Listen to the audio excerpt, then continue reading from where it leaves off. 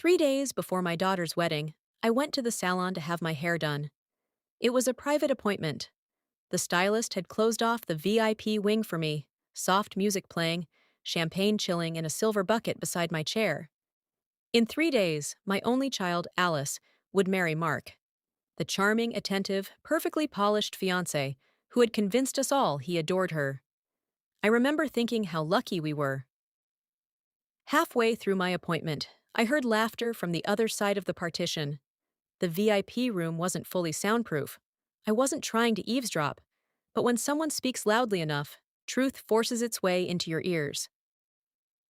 "This weekend," a woman said, her voice bright with excitement.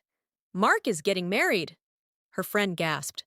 "The one from the Hamilton family." "Yes, that one. He's marrying a rich girl, Alice. Poor thing doesn't know she'll be divorced in a month." The name hit me like a physical blow. Alice, my daughter. I sat frozen as the stylist worked on my curls, unaware that my entire body had gone rigid. The woman continued, giggling. "It's all planned. He'll marry her, play the sweet husband, then file for divorce after a month. There's some clause about shared marital property. Once he gets his cut, we're relocating. Another country, fresh start."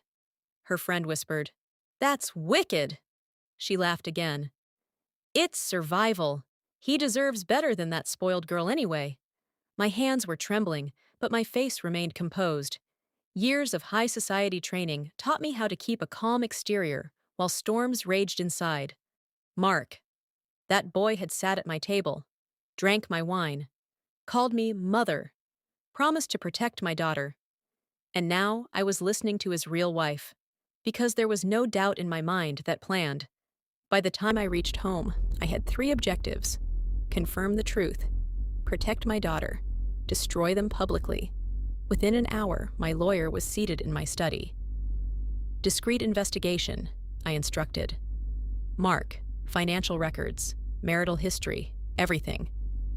By midnight, we had our confirmation. Mark was already legally married. The marriage certificate had been filed in a small county 6 months prior. The woman at the salon wasn't lying. The next morning, I called Alice into my bedroom. She was glowing, talking about flower arrangements and honeymoon destinations. I let her speak. Then, I handed her the documents. She read in silence. At first confusion, then disbelief, then devastation. "No," she whispered. "There has to be a mistake." "There isn't," I said gently. I expected tears. Instead, I saw something else form in her eyes, something sharp and steady.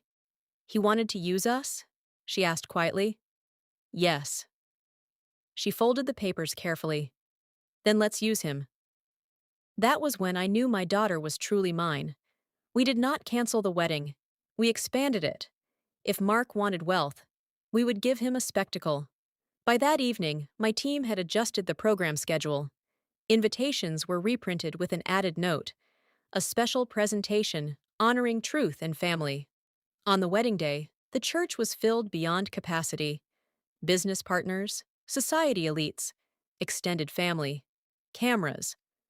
Mark looked handsome in his tailored tuxedo, smiling like a man who believed his performance deserved an award.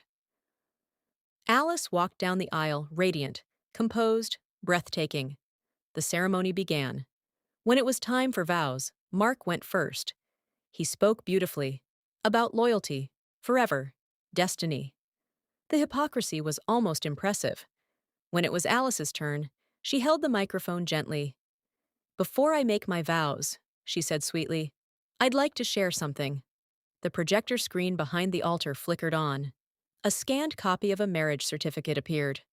Gasps rippled through the crowd. Mark turned pale. "6 months ago," Alice continued calmly, "my fiancé married another woman." The audience murmured loudly now. Photos appeared next. Social media images, vacation pictures, dates matching his so-called business trips. Then the final blow. A recorded phone conversation. His voice, clear as crystal. "After the divorce settlement, we'll relocate. Her family is worth millions. Just play along." Silence filled the cathedral. Mark lunged toward the sound technician. Security intercepted him. Alice faced him directly. You should have chosen love, she said softly. Instead, you chose greed. Then she removed her engagement ring and placed it into his shaking hand. Mark looked at me then. I held his gaze without blinking. He thought he was hunting prey. He had stepped into a trap.